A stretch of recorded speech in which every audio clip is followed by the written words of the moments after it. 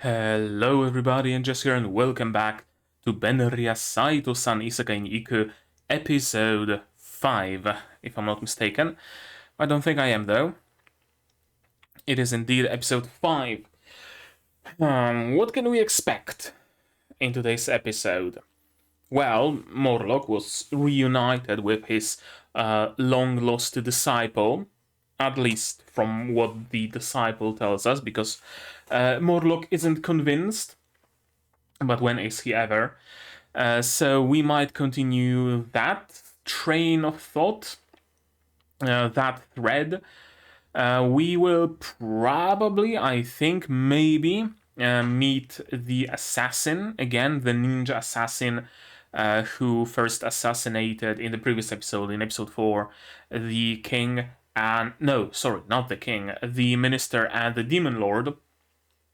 And then he also tried to fight our heroes to stop them from gaining access to Japanese, not just Japanese, even in general otherworldly or our worldly, I could say, items in that trove in the dungeon. He will be a recurring character, that much I can be certain of. And his little fairy, who we didn't see before. She wasn't with him back when he was trying to attack the witch.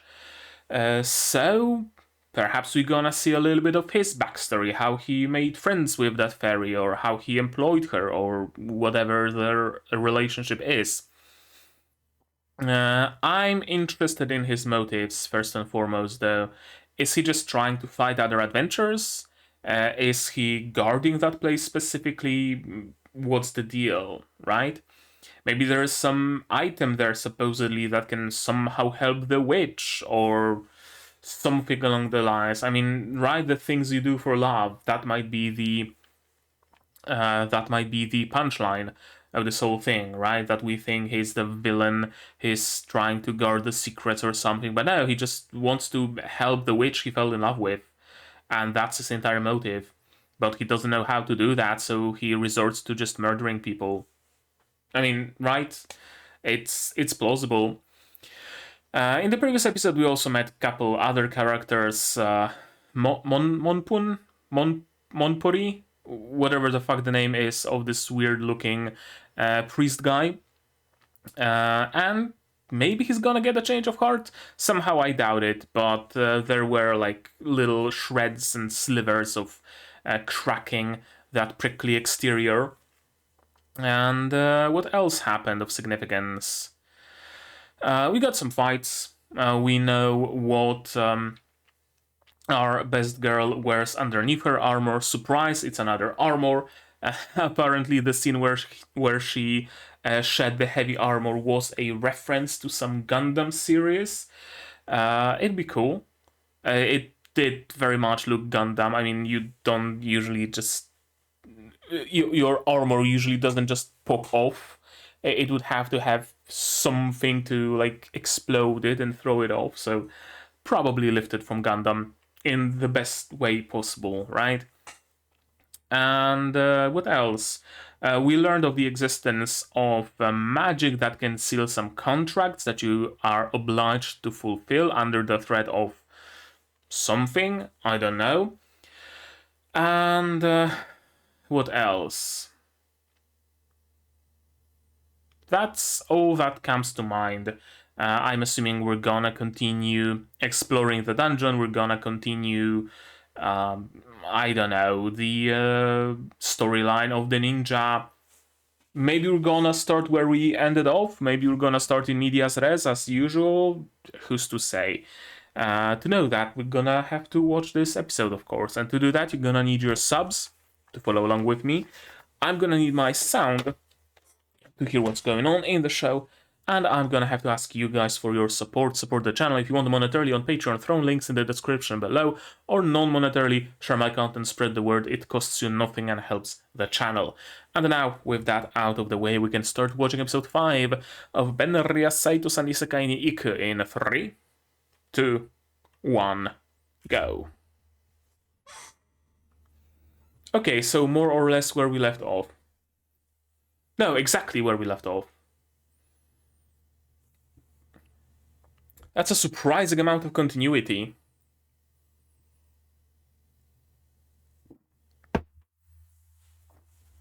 Gibungle.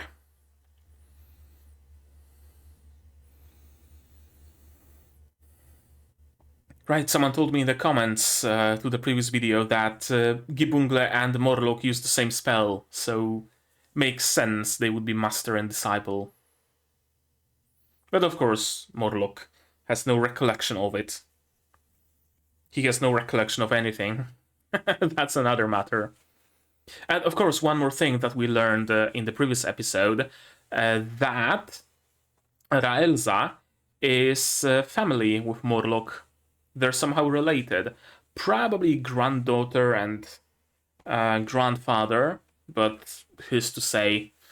Morlock might be her father, and he just looks old, and Raelza just looks young. Maybe he had Raelza late, or who knows?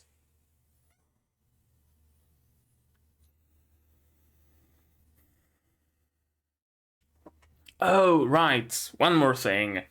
Sato is slowly building up his harem. He has a second member in his harem already, so good going.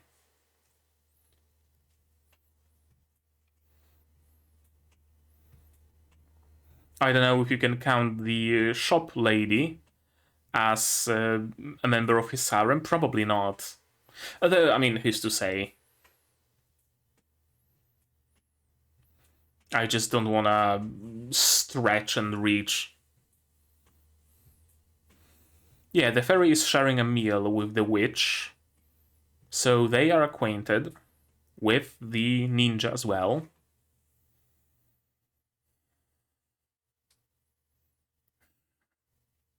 Okay.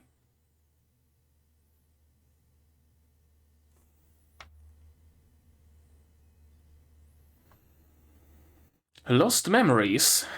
Could it be that it's not just Alzheimer's? That his memory was wiped for some reason?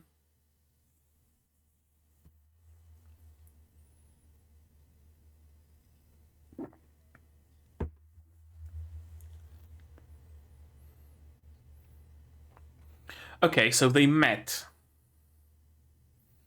So they aren't family. They're found family, not blood family. Okay, so amnesia.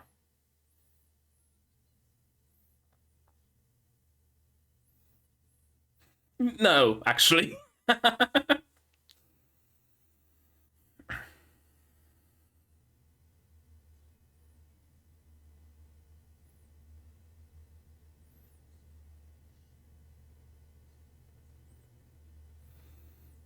Okay, now you're speaking his language, probably.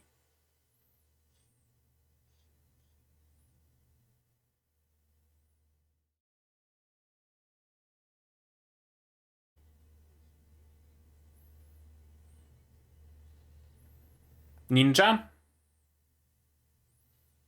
Ninja. Bergheim Krom something.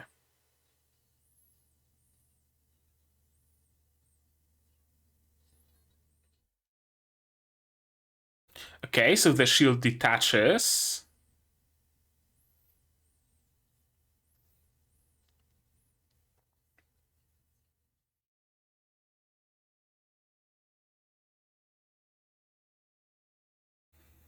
And there he is. With his demon bodies. Okay, I was wondering where they went.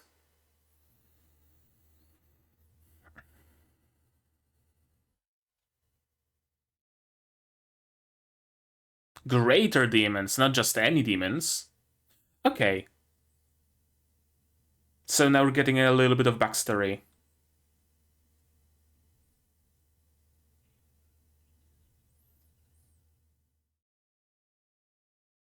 He's determined.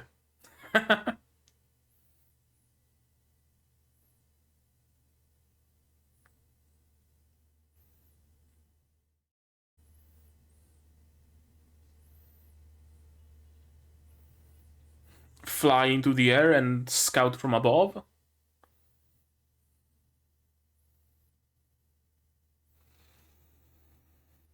Looks abandoned.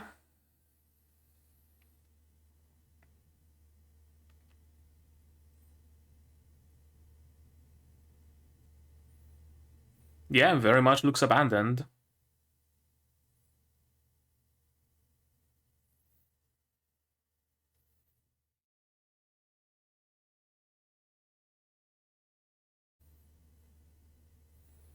Yeah, I don't think she lives here. Okay, unless she lives in the cellar. That's a possibility. Why would she leave it open, though?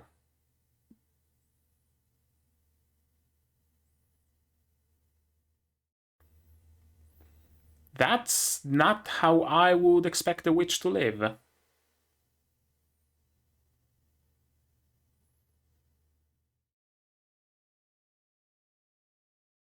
Is she sick?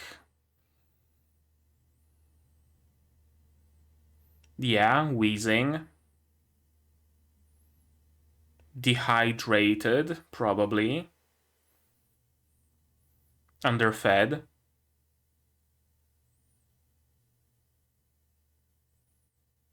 Blood?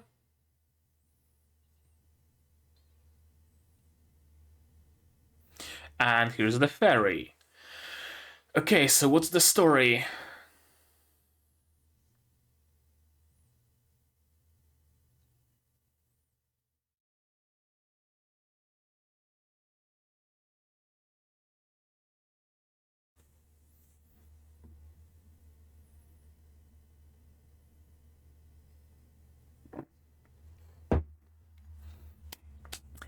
The dungeon is said to have some, like, time wizard magic in it.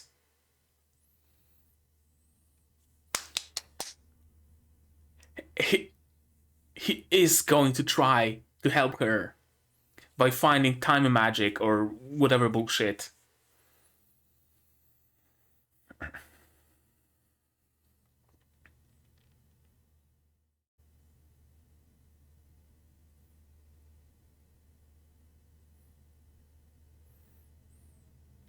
Yeah, you done diddly fucked it up. Unknowingly, sure, but still.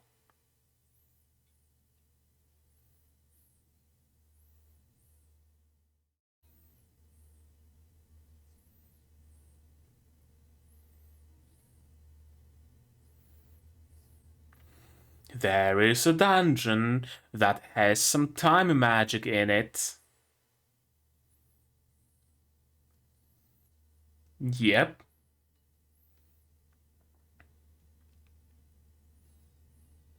Watch Morlock be the one who can control time magic.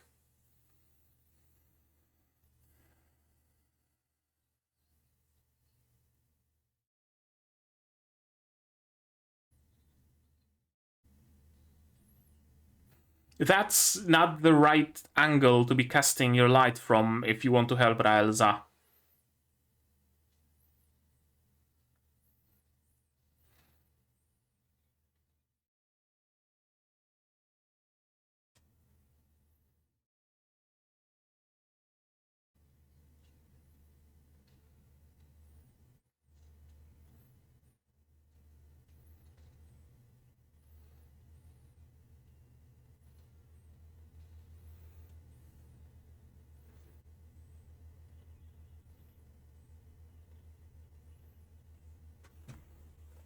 Okay, so very high-ranking demons.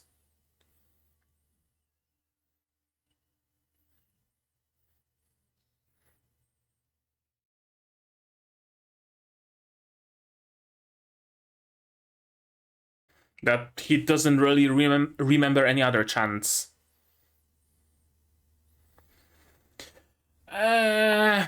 Unlikely.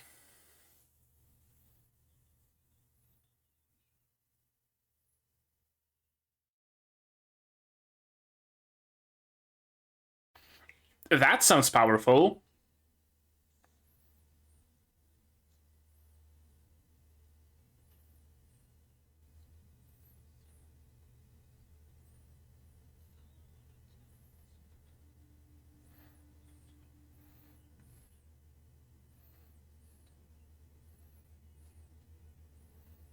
And is it gonna be effective? There is 7 of them. So hey, at least he didn't fuck up the chant. Didn't really work.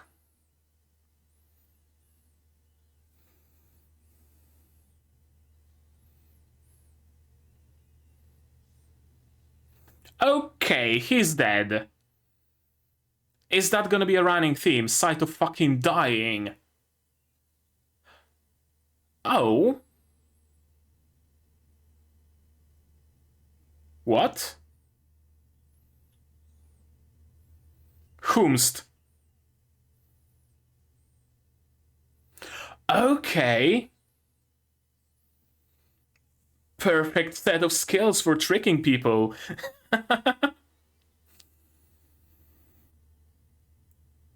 His voice instantly changed.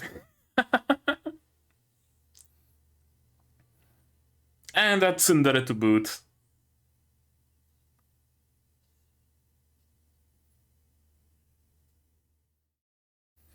Show them, Liliza. And the elven fighter. Okay, everybody's here. The whole gang is here. With the healer-chan. Who else gonna join in? Hero party?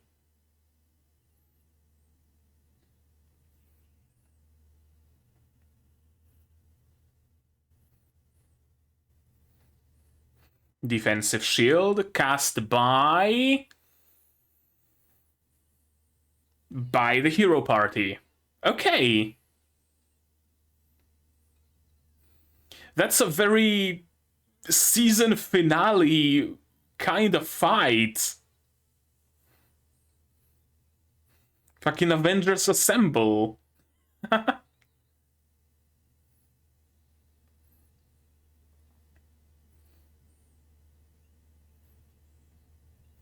A power friendship.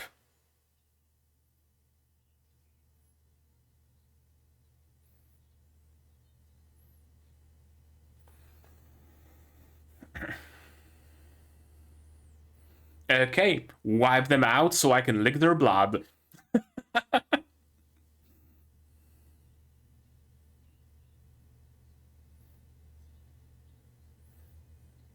Combined chant, interesting. Leave the fairy alone. I'm kind of rooting for the ninja guy. Maybe we can solve it without killing each other. I mean, the demons can go, but...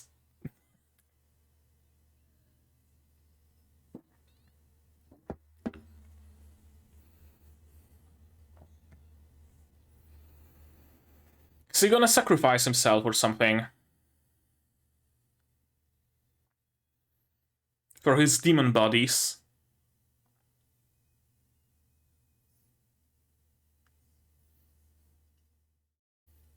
Yeah, that's what he's gonna do.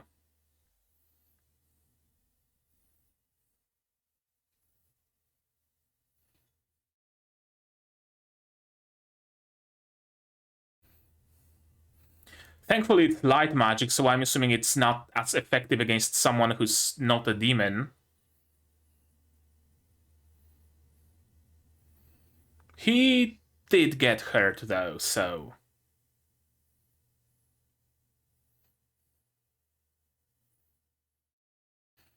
Oh, well, at least it burned off his clothes.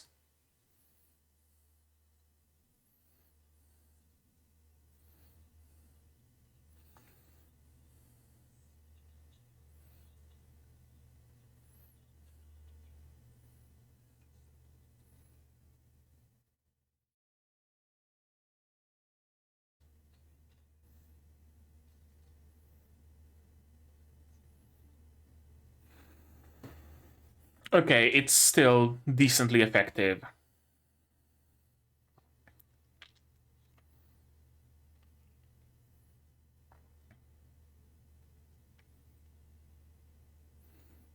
Interesting that there's a full, like, class alignment system. Okay, voice of reason. Thank you, Saito.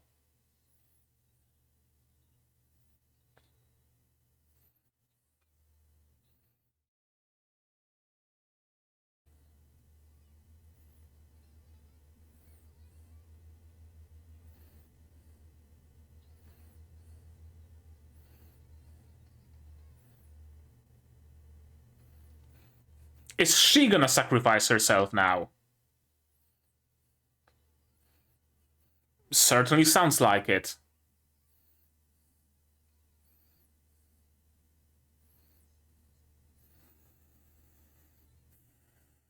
Okay, so it's just a summoning spell. Black Crystal Fairies.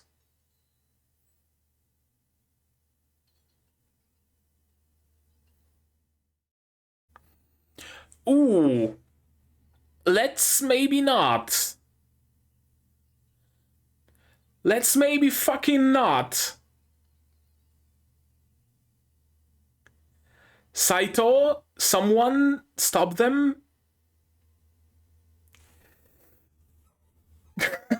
God fucking damn it.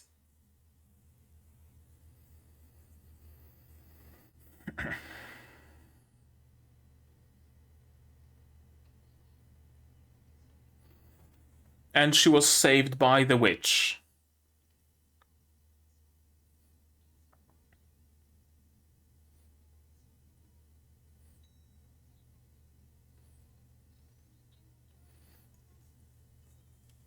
I mean, yeah. Probably not the best solution.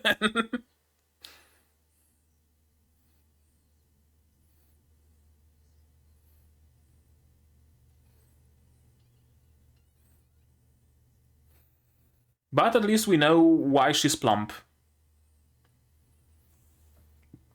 I initially thought it's some kind of a gimmick like with Moonlight Fairies that the more magic she amasses, the fatter she gets or something, but... But no, it was just her idea of somehow saving herself.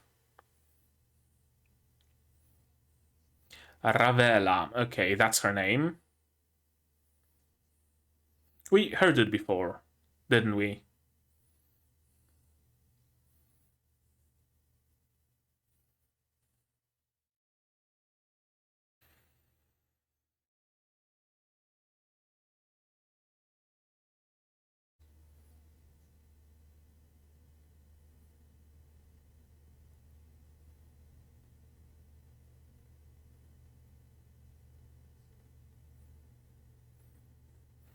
Yeah, probably.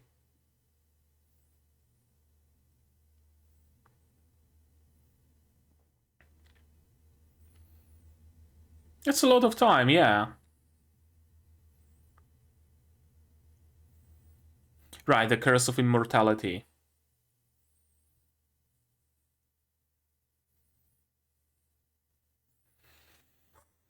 Do you want to fall in love, though?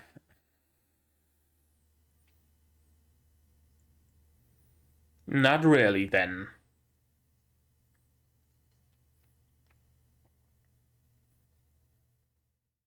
But then a ninja came along.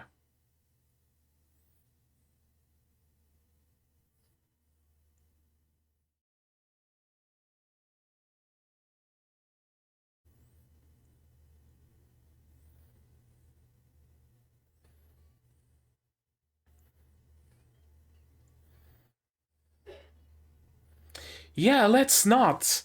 Again, let's not.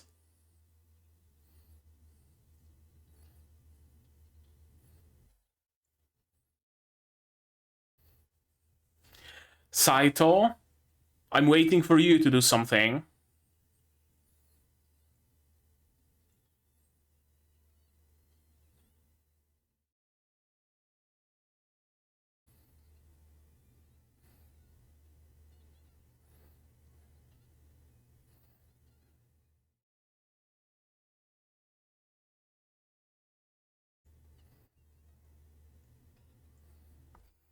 Telekinesis, okay.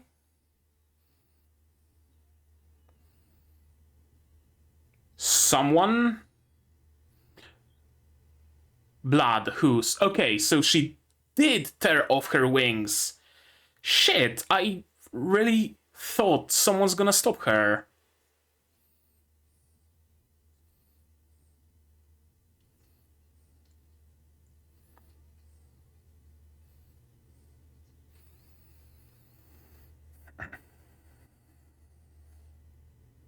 Oh, that's a penis. A prehensile one.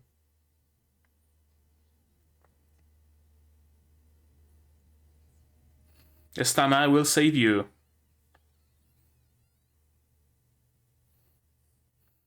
Is she going to become the evil spirit?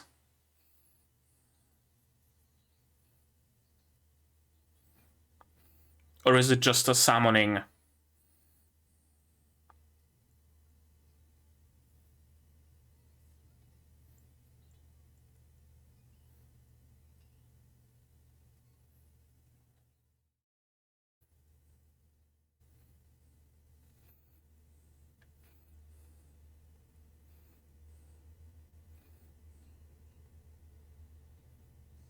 No, it looks like a stone column. Okay. Okay. I'm digging the design. And there goes her ear. Shit. What is it with this episode and people losing body parts? Fuck. We went from episodes that were just a bunch of vignettes to a two-parter. I'm getting whiplash here.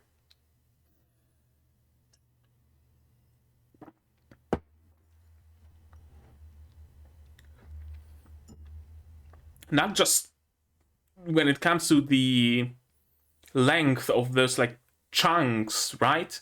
We went from like 5-6 stories per episode to a story per 2 episodes, but also tonal whiplash. Like, until now, whenever something bad was happening, there would be a haha, you thought kind of situation, and it would be turned into a joke. Right? Like with the minister and the demon lord being killed. It was turned into a joke.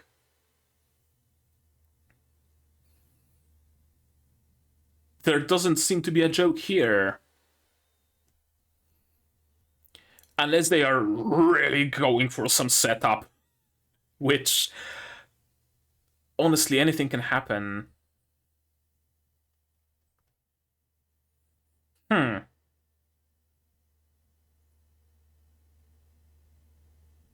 Shit. I did not expect this show to go in this direction. I wholly and entirely did not. I thought it's just gonna be some haha comedy with a couple of darker moments that ultimately turn into haha comedy. But no, we're going dark. Shit. Okay. I'm gonna have to take some time to get used to that. Damn. Okay, let's watch it again, I guess. Yeah, last time on Dragon Ball Z. Right, we start with comedy. Here we have the opening. Anything I can glimpse from the opening?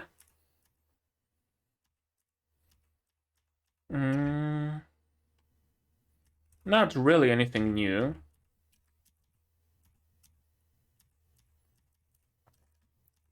Right, Morlock was a great mage, apparently, who lost his memories. One theory. Morlock is the time mage. Where do I have it? Yeah, Saitou-san. Morlock is the time mage. And another one that I had would be that Morlock's memories were wiped by someone. It's not just a case of accidental amnesia. They were wiped on purpose because perhaps he was deemed too powerful. Right? Morlock was deemed too powerful. His memories were wiped. Something tells me that might be the case.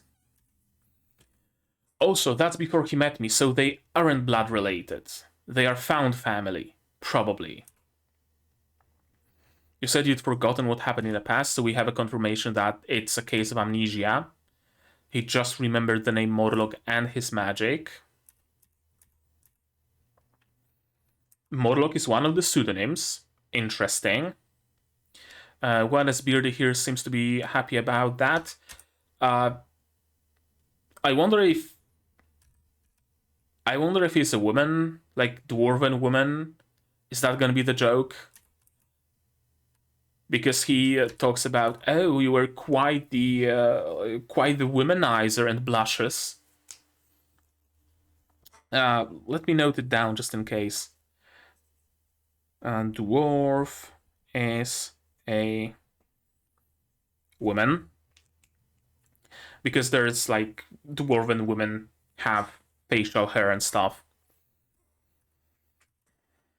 Great Mage Bergheim Krom something. Thankfully that kunai only struck him in the chin. This is interesting. She can't reach for the shield herself. That, and the shield is more for Saitou's protection, it seems, than hers. And that shield is also hella heavy. Greater Demons. Okay, we're getting a little bit of backstory on him. And just as I thought initially, he wants to save the witch. He fell in love, she fell in love, and there's one way to save her, and that way is in the labyrinth. That's where we heard her name, Ravella. Witch Ravella. Cursed by a demon. Cursed with immortality. But, of course, you can be uncursed if you fall in love. And she did indeed fall in love. And it didn't just break the curse, it broke her. It broke that curse in retrospect, right? All the time she was cursed just got up to her. 400 years, like, she should be dust by now, not an old granny, but sure. Because she fell in love with you. And yeah, there's one way. Okay, so what's with the shadow stitching, shadow binding? Okay, so Lafanpan did remove the shadow because she was shining from behind Raelza's back, I thought, but no, she's shining from above so that Raelza casts as little shadow as possible. Incantations, Fiery Blast isn't gonna cut it, but thankfully we have more powerful magic. A theme of this episode, two themes of this episode, people losing body parts and people blaming themselves for things they had no control over and no knowledge of, right? The ninja blaming himself for doing that to the witch without knowing that that's what's gonna happen. If he knew, he wouldn't have sought her out. He'd just go away and just that. Because he'd rather she lives and doesn't know of him than she knows of his love and perhaps reciprocates it and dies. Right? Same goes for Saitou. He had no way of knowing that there's going to be enemies like that in here, but he blames himself. 7 Thunder Gods. And apparently not quite enough. I really thought Saito is dead here and we're gonna have to revive him again. And I really thought that's gonna be some sort of a running theme here, but apparently not. Thankfully not. A duplicate substitution magic, and I love that it's Sakura Petals. It's Sakura Petals in Magic is so incredibly Maho Shoujo, right? When a magical girl casts a spell on an enemy and the enemy explodes, they always explode in Sakura Petals. When a magical girl teleports, she leaves Sakura Petals, and Sakura Petals fall wherever she teleports. When a Maho Shoujo dashes somewhere, she leaves Sakura Petals. When a Maho Shoujo dies, she bursts into a cloud of Sakura Petals. I love it. He's the Maho Shoujo of the team. Liliza, or whatever her name is. Liliza, yeah. Liliza has the looks of a Maho Shoujo, but Givr is the Maho Shoujo of the team. I love how Givr's entire tone and voice changes. Yeah, the whole gang is here. Plan Real, everybody, even the hero party. It really, really feels like season finale. Honestly. Like, you know, there's that sometimes, I don't know how often, because I don't usually watch or read many like bog standard shonens, so to speak. But there usually is some aspect of like building friendships during the course of that show or light novel or manga or whatever, right? They're meeting someone in the first city and they adventure together for a while and then they split up, and then they meet someone else when they're in a monastery training something. They befriend a monk. Then when they are sailing to the other continent, they befriend some sailors, right? They're collecting friends along the way, and then there's big fight, big bad boss, and suddenly everybody's here, right? And with the power of friendship and magic and whatnot, we can beat the demon lord, right? That's often what happens, and this very much feels like that. Like Saito and the gang meeting all those people along the way and using their friendship, using their relationship they've built to fight the final boss. Except we are in episode 5, and 90% of those relationships were built in episode 4. So, yeah, not gonna lie. I mean, on one hand, I feel like it could use a little bit more time, at least one more episode of vignettes of Saito and the team interacting with the other people, right? At least one more. We already had them interact with each other in the dungeon, have an episode where they interact with each other outside of the dungeon, right? In the city, maybe in the Adventurers Guild or something, right? Something like that. It feels a little bit fast, but I can't say it feels rushed. Yeah, I can't say it feels rushed, because all the moments they had together were very intense and very memorable, and intense enough and important enough to actually build this sort of an accord with each other. So it makes sense. I would rather they spend a little bit more time on it, but I'm not particularly bothered that they didn't. I guess that would be the best way to put it. I'm not particularly bothered. Telephone, ablet. Wait. Telephone, ablet. It sounds very similar to telephone and tablet, which is phone and tablet in Polish. I wonder if that was intended or not, but that just struck me that it's telephone and tablet. Telephone and tablet.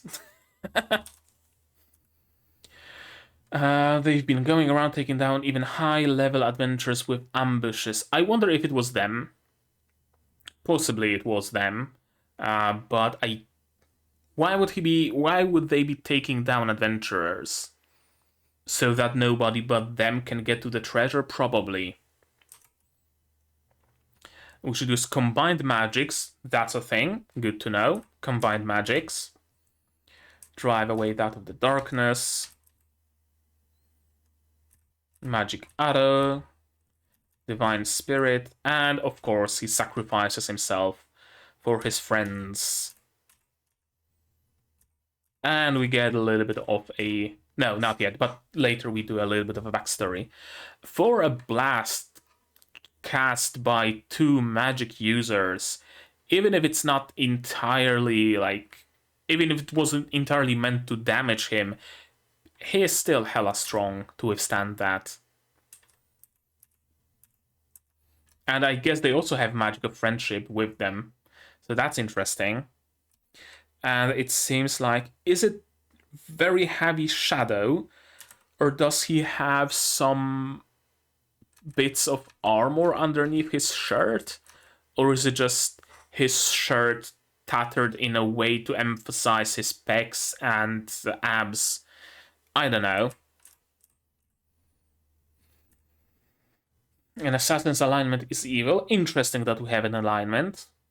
Why would you choose to be of an evil alignment? That's a question. Are you born with a class, perhaps, like in multiple Isekai shows, and not just Isekai, in general, in many Japanese fantasy light novels and web novels and manga, there's the concept of just being born of a given class, right? All of those subgenre of I was born as the weaker class, but it's really the strongest, question mark, question mark, question mark, right? It's based on it's entirely based on the premise of being born with a given class. Bond strong enough that he'd protect a demon. Maybe he's not entirely evil, right? Maybe he switched alignment somewhere along the way, right? He fell in love, he wants to save the witch, he wants to protect his friends. Maybe he's not entirely evil. I was really hoping that Saitou is gonna be the voice of reason here. That we're not gonna do the whole thing of enemies clearly stating their valid points and, hey, we really want to do good here, don't we? Yes, brother, we really want to do the good thing. Oh, why must we do the bad thing to do the good thing? I don't know, but we want to do the good thing and they stand opposed to us, so we must kill them. Yes, brother, everything in the name of the good thing, right? And the good guys somehow don't hear it. And aren't like, hey, you actually want to save someone? We can help, maybe, like, right? You don't need to. We don't need to fight. We just want the treasure, like, honest. We just want the gold coins. You can have your wizard if you want, like, no, right? Now I'm kind of, I don't know. I kind of miss shows resolving things in that way, you know? Where the main characters notice that the evil guys, but only evil because of their actions, and actually we are supposed to feel for them and support them and like them and whatnot, right? Where the main hero just notices, hey, we want to save the world, and you guys want to save the world, but you're going about it by summoning some weird creature, and we just want to kill the demon lord, so maybe stop your sacrificial rituals and join us, and we can be stronger together and save the world. Right? I kind of miss that. I don't know if there are any shows where the bad guys and the good guys actually join forces in that way. If there are, please do tell. Because It's something I was annoyed with in Symphogear Axis, where the goals of the bad guys, the goals of the antagonists, and the goals of the protagonists were aligned, but they never really were like. They never stopped for a moment and thought, shit, maybe we could work together. And now we have the same situation where they never stopped and thought about resolving things somehow, just jumping straight to killing, ripping off body parts and shit. I'm gonna be honest, I'm not a huge fan of it. I'd much rather my imagination of Saitou resolving the situation. Primas is also very determined. We won't let anyone else have this hidden treasure of the wizard who controls time.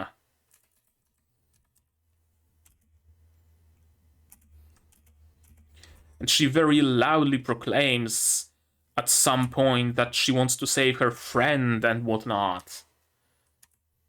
Right? Casting the chant, right? This is the only way if you want to save the witch.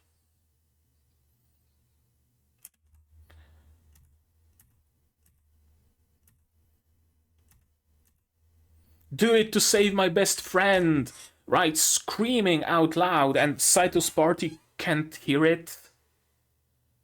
They are like, hey, yo, you aren't just evil for the sake of being evil. You actually want to save someone. Maybe we can help. Just tell us what can we do. We don't have to resort to bloodshed. I honestly thought that's the direction it's gonna go, but apparently not. And here we get the backstory.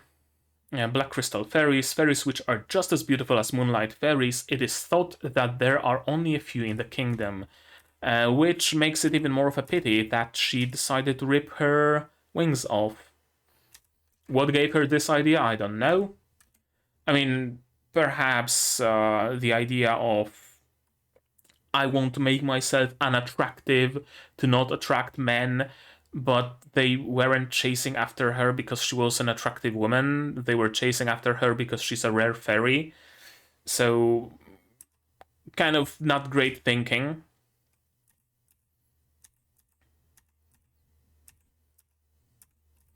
And she made her first friend. And so did Ravella. Scones, she's alone, lonely, of course. I've lived so long, I left love behind some time ago. Yeah, just you watch. No matter how old the woman gets, she will still fall in love. And this is the scene we see in the opening. And she needs her wings torn off to use powerful magic. That's kind of fucked up. That's actually very fucked up. That's a very fucked up situation in general. I hope she gets better. I hope she can like regrow those wings or something. Or maybe the time wizard, when they met him, can restore her wings. Because the fairy losing her wings is... Please don't. I honestly all this time was hoping that someone's gonna stop it. That Saitou is gonna be like, hey, yo, fucking stop. Don't do that, maybe. Let's talk. Chill, everybody chill. Let's talk for a moment. Here I thought, oh, wings usually wouldn't have this much blood in them, so blood must mean maybe Saitou put his hands in the path of the kunais and saved the fairy thanks to that. Or maybe Saitou grabbed that fairy and got stabbed in the arm or something along those lines. Someone helped her. No! She tore off her wings.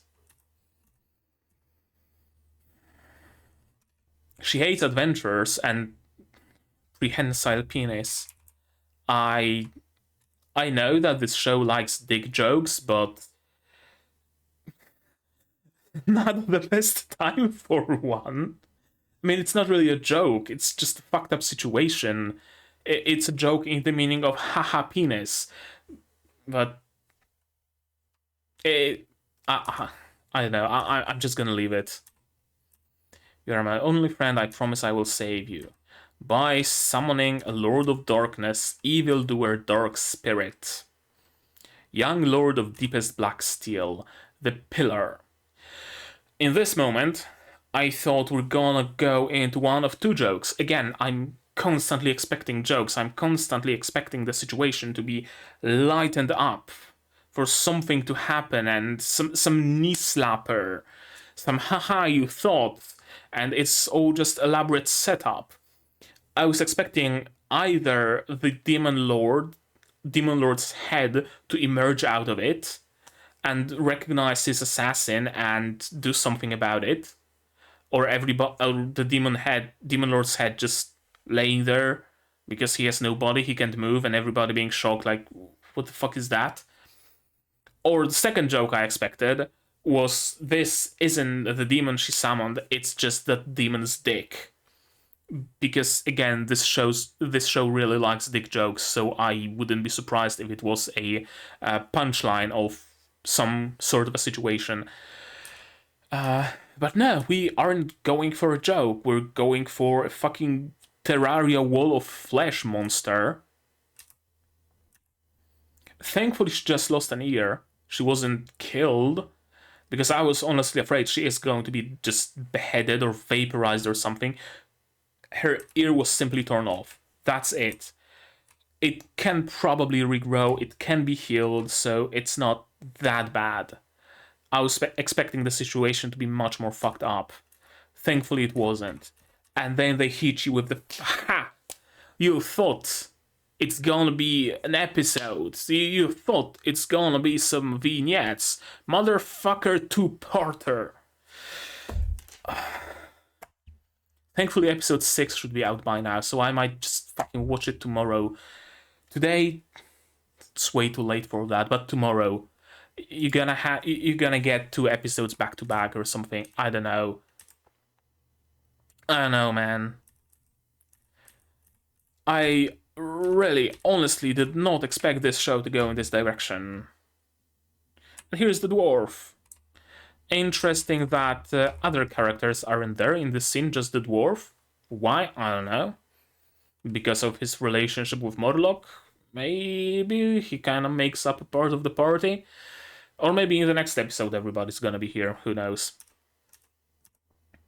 And that's the end. That's the end. We're just leaving it at that.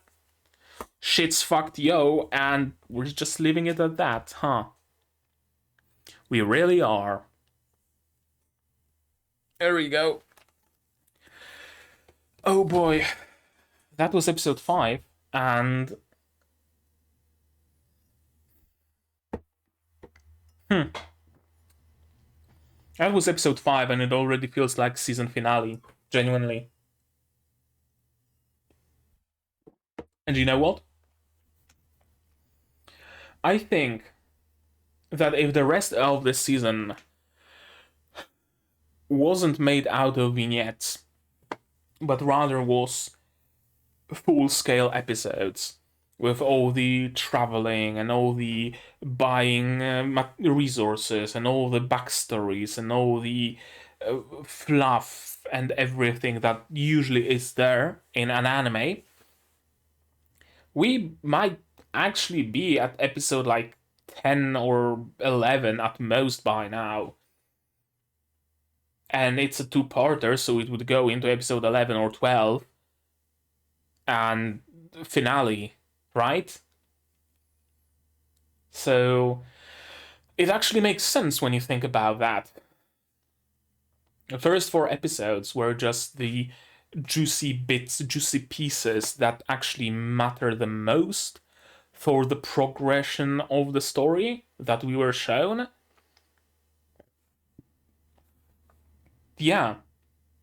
It's kind of as if the author was maybe not speedrunning their way to the story they wanted to tell, but kinda, sorta. I mean, yeah. It's kind of as if they were speedrunning to the part of the story they actually want to tell, but not in a bad way, right? Not in a bad way, where they just want to get all the setup and everything, just get it over with and tell the story. No, they know what are the juiciest things in stories like that, what moments people wait for, what moments people want to see, and they gave us exactly that. So I don't know how else to put it. They were speeding towards the story proper, quote unquote, but not in a bad way. In any other anime, we might just have started in this episode, and then or we might have started with them entering the dungeon, and all the other moments might have been flashbacks, for example, because flashbacks usually are lacking in all the fluff. They are just vignettes within a bigger episode. So instead, we got 4 episodes of essentially flashbacks, and in episode 5, in episode 4, really, the story proper starts. I guess that's how you could describe it. But all in all, it's just its own thing, ultimately. I don't want to be looking for however many parallels and examples and I don't know, thinking of what I can compare it to. Do I need to compare it to anything? It's its own thing, its own way of pacing, its own way of storytelling, and I'm not averse to it. But I do admit that the shift from vignettes to full, not even full scale episode, but a 2-parter, it is giving me a little bit of a whiplash. Not gonna lie there. 100% honest with you. It's not that I don't like it, it's not that I like it, it's just something I didn't expect. Same goes for the tonal shift. Again, if the show started with dark themes and it continued with dark themes like those, it would be fine. But so far, every situation like that was turned into a joke. So all the darkness was like... It was dark moments and heavy moments weren't there to actually be dark and heavy. They were there to be a setup for a joke. Saito didn't die to create a drama. Saito died so we can have a setup for a joke of Raelza's reaction after she had to administer holy water mouth to mouth, right? What else was there?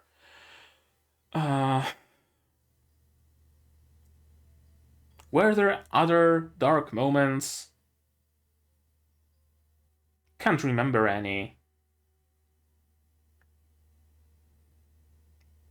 Yeah, there weren't that many after all. But yeah, everything drama adjacent that was there was set up for a joke. The minister and the demon lord dying, right? It wasn't there to create drama. Oh no, characters, this powerful characters died? Whoa, people can die in this show, holy shit. No, it was set up for a joke that they're fine actually. Haha. The demon lord is gonna take a couple of days to recover from being fucking sliced in 7 pieces. That's the joke. That's the setup for the joke. So that's giving me a major tonal whiplash. Because it started as a light-hearted, somewhat light-hearted series with plenty of jokes and gags and whatnot, and now we're having Fairy rip off her own wings. We have people losing body parts. We have a witch that's about to die.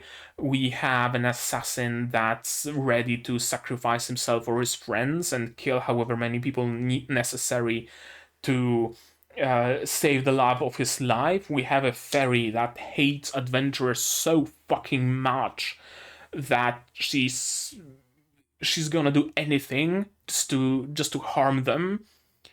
There wasn't any hate up until now. Notice, there wasn't any hate.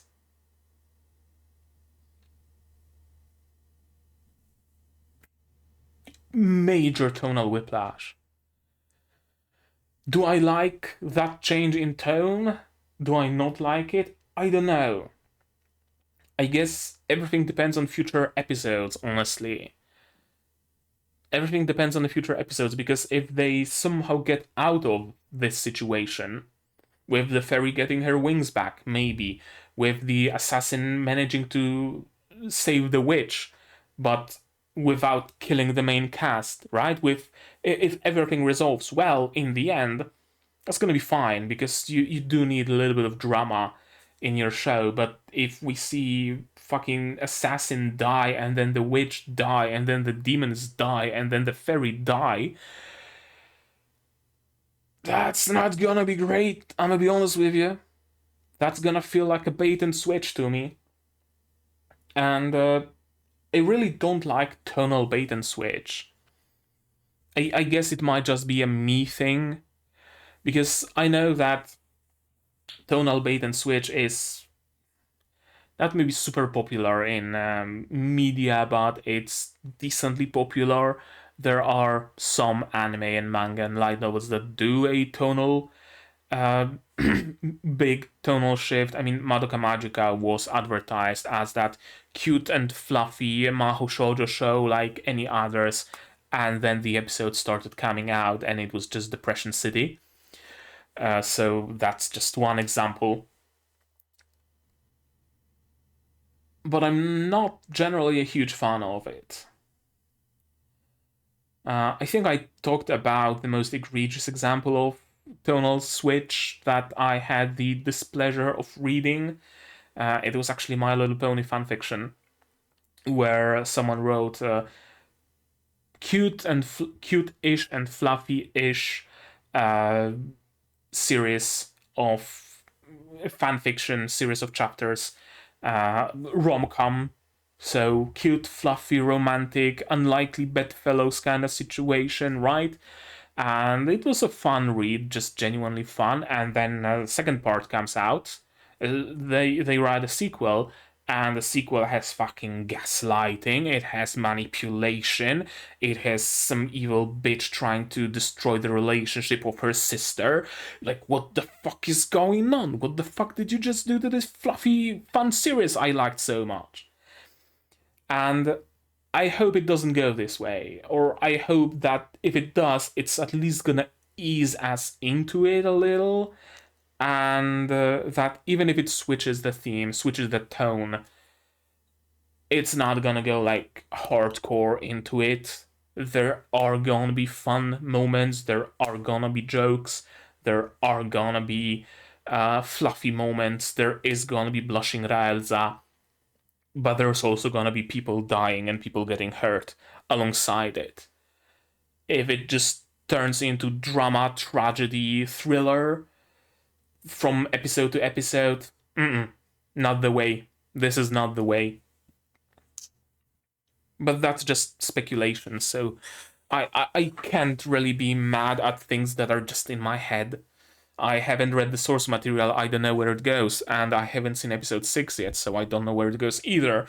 So it doesn't do me any good to worry about negative scenarios that might happen or might not happen.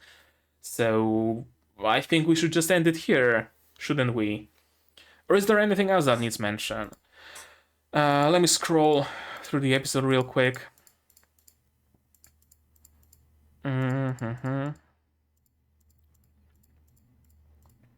Yeah, I guess we have another open thread of Morlock's true persona, Morlock's true self. I wonder if Morlock is the time wizard, if that's actually the thing.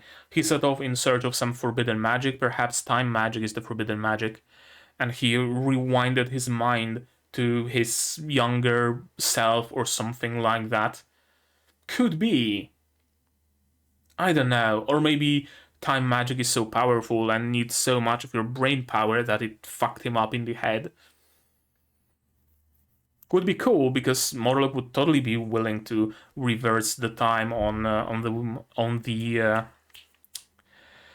fairy's wings, so that they attach back to reverse the time on on the elf's ear to attach it back, to reverse the time on the witch, and to fix the situation, and we can live happily ever after and go on adventures and go back to our funny haha vignettes.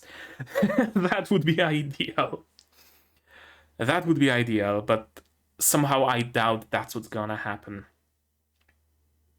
Yeah, okay. I think now that's gonna be it from me for today, but maybe you guys have something more to add, and if you do, then do so in the comments down below. What did you think of this episode? Did you also get tonal whiplash just as I did? What did you think of my reaction, my theories, stuff like that? No spoilers, please, I beg of you.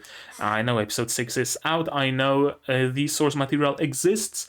If you do want to talk spoilers, my Discord is linked in the description, and there's a short link also here as well, so you can join it. There's Benriya Saitou Isekai ni Iku, whatever the title is, channel there. Benriya Saitou-san channel that you can join and use spoiler tags to discuss spoilers if you so desire. Like this video if you liked it, dislike it if you disliked it, but tell me why so I can improve. Subscribe to the channel to be notified of future releases of not only Benriya Saitou-san Isekai ni Iku, but also Ooyukiumi no Kaina, Symphogear. Axis concert is gonna be this coming Saturday. Waiting room is already up on the channel, and we're gonna be starting the next season right after that, and also a couple more shows that I hope to start in the future. My job schedule is still changing, so I hope it's gonna be better next semester, and I'm gonna have time to make more videos. I also stream sometimes, so you might want to click the bell icon. It's gonna be somewhere like here-ish. Click it to get notified about stuff. You also have notifications on my Discord, so if YouTube doesn't notify you, Discord might be the better way. What else? Support the channel if you want monetarily on Patreon, for example, or Throne. Links are in the description below as well. For $10 a month you get early access to non-seasonal shows like Symphogear, like Madoka, Magica and others, and for just $1 you get a role on the Discord and a place in the credits that you're gonna see very shortly.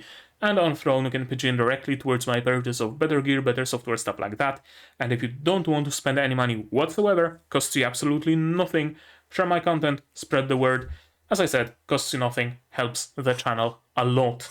And now, with all of that out of the way, that's gonna be it from me for today. So as always, you guys do all the good stuff, and I'm gonna see you in the next one. Cheers! And here's the list of Patreons. If you want to be one of them, you only need to say so. And do so. It requires an action, actually.